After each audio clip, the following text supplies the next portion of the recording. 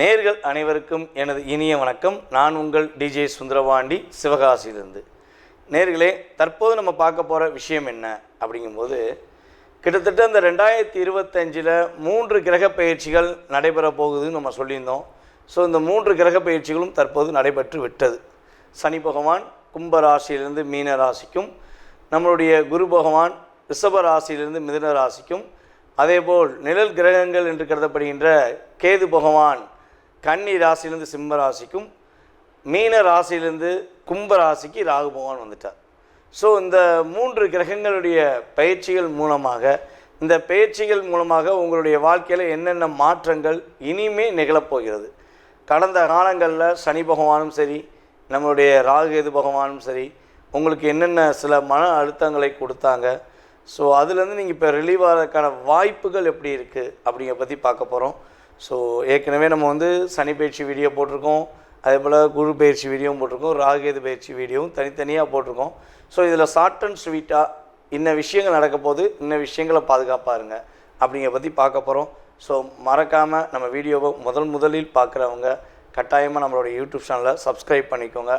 அதே போல் பார்த்திங்கன்னா நம்மளோட யூடியூப் சேனலில் நிறைய ஜோதிட பதிவுகள் சார்ந்த விஷயங்கள், ஆன்மீகம் சார்ந்த விஷயங்கள் நிறைய உங்களுக்கு கொடுத்துக்கிட்டு இருக்கோம்.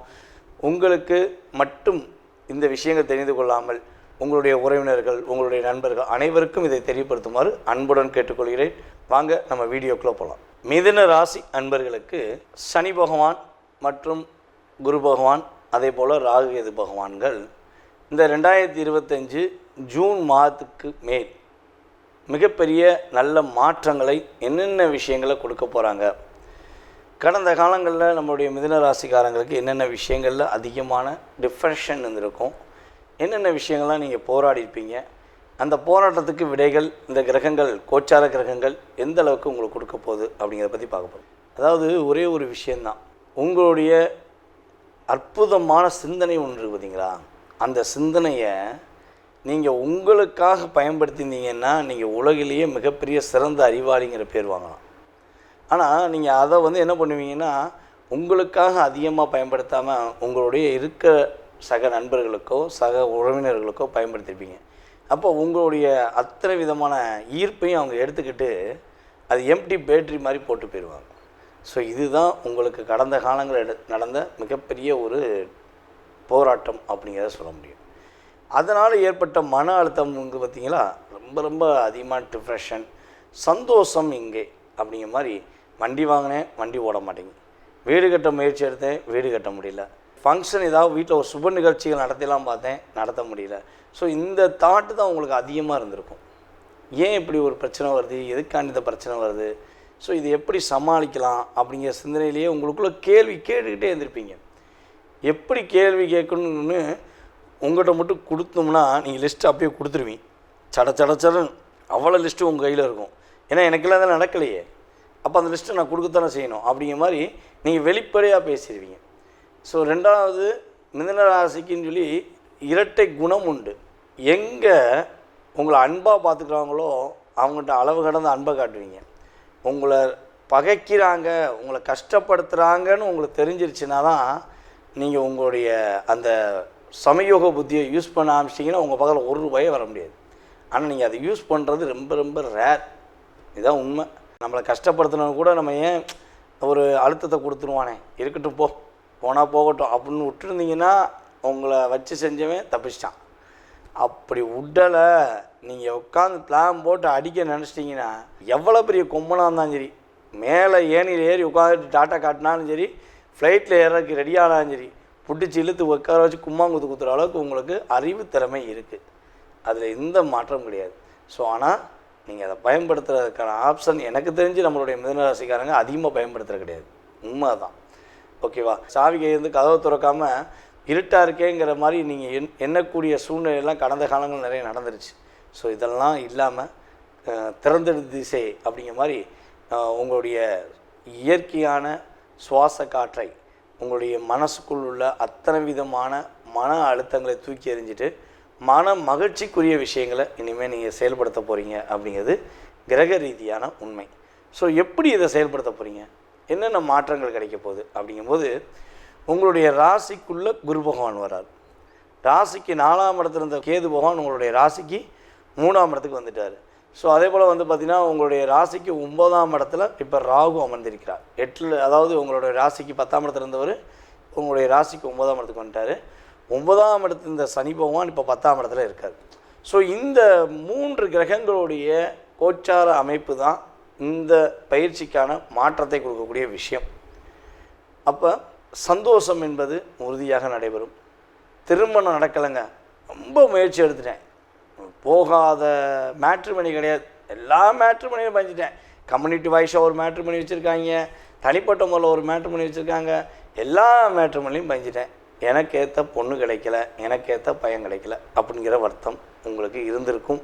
ஸோ அந்த நிலையை மாற்றி அமைக்க உங்களுடைய ராசிக்கு 7ஆம் இடத்ததிபதியை என்று கருதுகின்ற குரு பகவானே உங்களுடைய ராசிக்குள்ளே அமர்ந்திருக்கிறார். அவர் ராசிக்குள்ளே அமர்ந்ததுங்கிறது சில விஷயங்களில் வந்து பார்த்திங்கன்னா உங்களுடைய வேகத்தை ஸ்லோ பண்ணலாம், ஆனால் பல விஷயங்களில் மாற்றத்தை கொடுக்கக்கூடிய விஷயம் உண்டு. ஏன்னா குரு அமர்ந்த இடத்தை விட பார்க்கும் இடம் சிறப்பு. அப்போ அவர் உங்களுடைய ராசியில் அமர்ந்து 7ஆம் இடத்தை பார்க்குறது வந்து ஃபஸ்ட்டு விஷயம், சுப நிகழ்ச்சியை நடத்துவதற்கான அற்புதமான சூழ்நிலை. திருமணம் உறுதியாக நடைபெறும். ஐயா திருமணம் நடைபெறும்னு சொல்லிட்டீங்க. நான் ரொம்ப நாள் லவ் பண்ணியிருக்கேன், நான் வந்து மிதுன ராசி, நான் ரொம்ப நாளாக லவ் பண்ணியிருக்கேன், எனக்கு திருமணம் நடைபெறுமா, லவ் மேரேஜ் நடக்குமா அப்படிங்கிற ஒரு கேள்விக்கலாம். கண்டிப்பாக அது நடப்பதற்கான வாய்ப்புகள் கோச்சார கிரகங்கள் வாய்ப்பளிக்கிறது. ஓகேவா?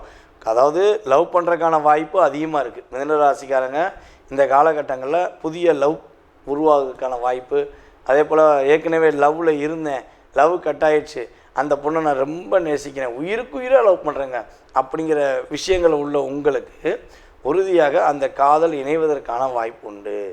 உண்மையாக லவ் பண்ணியிருந்தால் மட்டுமே. இதுதான் விஷயம். இப்போ வந்து பார்த்திங்கன்னா உண்மையான லவ்வை சீட்டு குலுக்கி போட்டு பார்க்குற அளவு தான் இருக்குது. 100 பேர் லவ்வர்ஸ் இருக்காங்கன்னா அதில் உண்மையாக நேர்மையாக தன்னுடைய குடும்பத்தையும் தன்னுடைய வாழ்க்கையும் ரொம்ப பர்ஃபெக்டாக கொண்டு போகணுங்கிறத யோசித்து நல்ல ஒரு நபரை தேர்ந்தெடுத்து லவ் பண்ணுற பெண்களும் சரி ஆண்களும் சரி குறைஞ்சது 10%. மீதி 90% தன்னுடைய தேவைகளை, தன்னுடைய பொருளாதார தேவையோ இல்லை எக்ஸட்ரா ஏதோ ஒரு தேவைகளை பூர்த்தி செய்வதற்காக ஏற்படுற காதல் தான் 90%. இது நடைமுறையில் உள்ள விஷயம். ஸோ அதை பற்றி நம்ம ஒரு சாப்டர் எடுக்க ஆரம்பித்தோம்னா நம்ம வேறு கான்செப்டுக்குள்ளே போக வேண்டியிருக்கோம். ஓகேவா?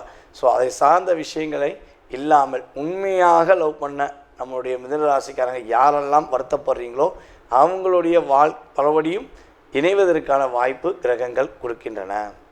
ஸோ அதுக்கு அடுத்தபடியாக இன்னொரு விஷயம் வந்து பார்த்திங்கன்னா உங்களுடைய வாழ்க்கையில் பொருளாதார நிலையில் நல்ல ஒரு முன்னேற்றம் இருக்கும்.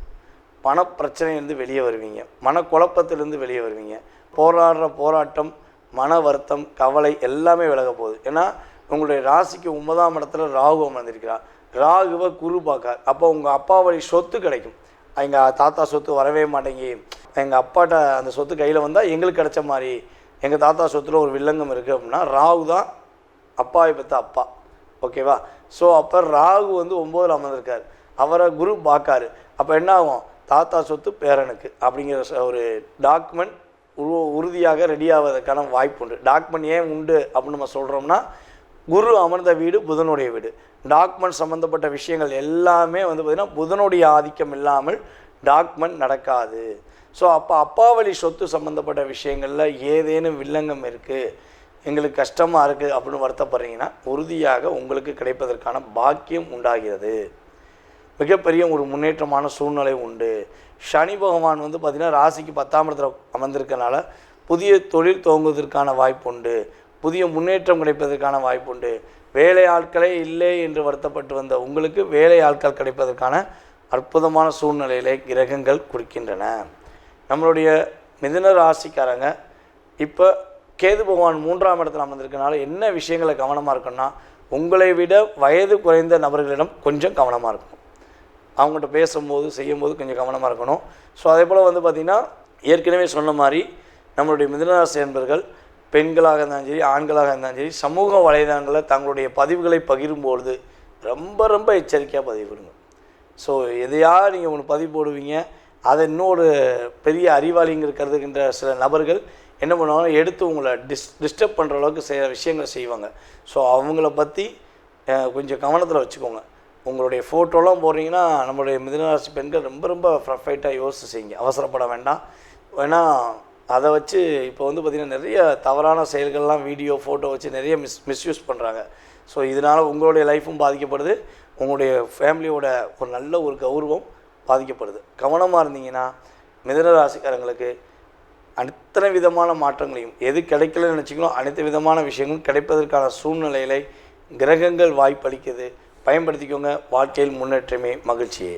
தற்போது வரை நீங்கள் உங்களுடைய ராசிக்கான பொது பலன்களை பார்த்துருக்கீங்க. உங்களுக்கு சொல்ல வேண்டிய ஒரு முக்கியமான விஷயம் என்னென்னா, நம்ம இந்த கிரகங்களுடைய பயிற்சிகள் அப்படின்னு சொல்லும்போது, இந்த கிரகங்களுடைய பயிற்சிகள் மூலமாக உங்களுடைய வாழ்க்கையில் டோட்டலாகவே மிகப்பெரிய கோடீஸ்வரன் ஆகிடலாமா, மிகப்பெரிய ஒரு ஜாமவான் ஆகிடலாமா, இல்லை வாழ்க்கையில் டோட்டலாகவே அவுட் ஆகிடுவோமா, ஒரு நல்ல நிலைமையில் இருந்த நம்ம டோட்டலாகவே அவுட் ஆகிடுமா அப்படிங்கிற எண்ணம் உங்களுக்கு தேவையே இல்லை. உண்மையான விஷயம் என்னென்னா, இந்த கிரகங்கள் வந்து பார்த்திங்கன்னா கோச்சார கிரகங்கள் உங்களுடைய வாழ்க்கையில் வெறும் 20% தான் ஒரு life change of the difference அப்படிங்கிற, அதாவது சிறிது உங்களுடைய வாழ்க்கையில் மாற்றத்தை ஏற்படுத்துகிறாங்க அப்படிங்கிறத சொல்ல முடியும். ஸோ இதை தவிர்த்து வந்து பார்த்திங்கன்னா உங்களுடைய சுய ஜாதகத்தில் உள்ள கிரக அமைப்புகள், தசாபுத்தி, உங்களுடைய லக்னத்தின் அடிப்படையில் உங்களுடைய தசாபுத்தி கிரகங்களுடைய பாவக அடிப்படையில் உங்களுடைய வாழ்க்கை எப்போ மாறும், எப்பொழுது மிகப்பெரிய ஒரு முன்னேற்றத்தை அடையும், நீங்கள் எந்தெந்த விஷயங்களில் ரொம்ப கவனமாக இருக்கணும், நீங்கள் என்னென்ன வழிபாடுகள் பண்ணால் உங்களுடைய வாழ்க்கையில் மாற்றங்களை ஏற்படுத்த முடியும், இல்லை வழிபாடு பண்ணியும் மாற்றம் ஏற்படுத்த முடியல, என்ன பரிகாரங்கள் நம்ம வந்து செலக்ட் பண்ணி கொடுக்கலாம். ஸோ இந்த சம்மந்தப்பட்ட அத்தனை விதமான விவரங்கள் தான் உங்களுடைய எதிர்கால வாழ்க்கையில் 70% நிர்ணயம் பண்ணுங்கிறது நிதர்சனமான உண்மை. ஸோ நீங்கள் இதுக்கு வந்து பயப்படாமல் நிதானமாக உங்களுடைய வாழ்க்கையை கோச்சார கிரகங்களுடைய அடிப்படையில் என்னென்ன விஷயங்கள் கவனம்னு சொல்கிறோமோ அதில் மட்டும் கவனமாக இருந்தால் போதும். சரி, இப்போ 20% இந்த யூடியூப் சேனல் மூலமாக நீங்கள் தெரிஞ்சுக்கிட்டீங்க. ஆனால் உங்களுடைய மனசில் நிறைய கேள்விகள் இருக்கலாம், அதிகப்படியான கேள்விகள் இருக்கலாம். ஸோ அந்த கேள்விகளுக்கான விடை எப்படி தெரிந்து கொள்வது அப்படின்னு நீங்கள் நினச்சிங்கன்னா ஒன்றும் செய்ய வேண்டாம். கீழே உள்ள வாட்ஸ்அப் நம்பருக்கு உங்களுடைய டீட்டெயில்ஸ் அனுப்பிவிடுங்க. கால் பண்ணுறது மேக்ஸிமம் எடுக்கலைன்னா நீங்கள் முடிஞ்ச அளவு ஃபஸ்ட்டு வாட்ஸ்அப்பில் எஸ்எம்எஸ் அனுப்புங்க. ஜாதகம் பார்க்கணும், உங்களுடைய ஜாதகம் சம்மந்தப்பட்ட விஷயங்களை தெரிஞ்சுக்கணுன்னு நீங்கள் டீட்டெயில்ஸ் அனுப்பிவிட்டிங்கன்னா உங்களுக்கான ஜாதகம் பார்க்குறதுக்கான நேரம் அப்பாயின்மெண்ட் ஒதுக்கப்படும். ஸோ அந்த நேரத்தில் உங்கள் சுய ஜாதக ரீதியான அத்தனை விதமான கேள்விகளுக்கும் உங்களுக்கு வெளிப்படைத்தன்மையாக உங்களுடைய ஜாதகம் சம்மந்தப்பட்ட கேள்விகளுக்கு பதில் சொல்லப்படுங்கிறது என்னுடைய தாழ்மையான கருத்து. ஸோ இதை தவிர்த்து உங்களுடைய ஜாதகம் நீங்கள் கொடுத்தோன்னே உங்களுடைய கடந்த கால வாழ்க்கையில் என்ன நடந்திருக்கும், என்ன நடக்க போகுதுங்கிறத மிக துல்லியமாக கணிக்கிட என்னால் முடியுங்கிறது உங்களுக்கு தெளிவாக சொல்லிக்கிறேன். அதே போல் நம்மளுடைய ஸ்ரீ பாலாம்பிகா ஜோதிட ஆராய்ச்சி மையம் சார்பாக ஆன்லைன் ஜோதிட வகுப்பு நடத்திக்கிட்டு இருக்கோம். ஸோ சிறந்த ஆசிரியர்கள், அதாவது நானும் கிளாஸ் இருக்கிறேன், அதே போல் நம்ம சார்ந்த இன்னும் சிறந்த ஆசிரியர்கள் மூலமாக ஜோதிட வகுப்புகள் நடந்து கொண்டிருக்கு. யாரெல்லாம் ஜோதிடம் கற்றுக்கொள்ள வேண்டும் என்று ஆர்வமும் ஆசையும் இருக்கிறதோ, நீங்கள் உங்களுடைய இடத்திலிருந்து உங்களுடைய வீட்டிலிருந்தே அடிப்படை ஜோதிடம் மற்றும் உயர்நிலை அடுத்து முதுநிலை சம்மந்தப்பட்ட ஜோதிட வகுப்புகள் நம்மளுடைய ஆன்லைன் கிளாஸ் மூலமாக எடுக்கிறோம். ஸோ உங்கள் வீட்டிலேருந்தே கற்றுக்கலாம். ஓகேவா? ஸோ அதன் சம்மந்தப்பட்ட விவரங்கள் தெரிஞ்சுக்கிறாலும் கீழே உள்ள வாட்ஸ்அப் நம்பருக்கு நீங்கள் டீட்டெயில்ஸ் அனுப்பிவிட்டிங்கன்னா, ஜோதிடம் கற்றுக்கொள்ள ஆர்வமாக இருக்கேன்னு சொல்லி போட்டிங்கன்னா அதற்கான உங்களுக்கு டீட்டெயில்ஸ் அனுப்பப்படும். ஸோ அடுத்த வகுப்பில் நீங்கள் கலந்து கொள்ளலாம். ஓகேவா? இவ்வளவு நேரம் உங்களுடைய பொன்னான நேரத்தை நம்மளுடைய யூடியூப் சேனல் மூலமாக என்னை பார்த்ததுக்கு எனது மனதார நன்றியை கூறி விடைபெறுகிறேன். நன்றி, வணக்கம்.